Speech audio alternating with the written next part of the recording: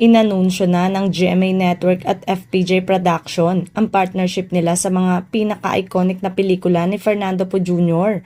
sa TV FPJ sa GMA ngayong 2025. Itatampok ng programang FPJ sa GMA ang napiling box office hits ni FPJ. Inaasahan nitong magiging isang di malilimutan at nostalgic na karanasan para sa matagal ng tagahanga at mas batang audience ng mga naiwanang pelikula ni FPJ. FPJ's contributions to Philippine cinema and to the Filipino identity remains unmatched. He indeed was, and still is, the king of Philippine movies whose influence has been ingrained within our culture and within the hearts and minds of every Filipino. Ayon kay Attorney Annette Gozon Valdez sa naganap na contract signing kamakailan.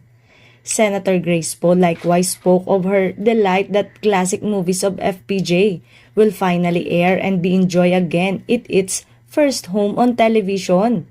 Mula sa akin at sa aming pamilya, maraming salamat sa pagpapahalaga sa alaala at sa sining ni FPJ.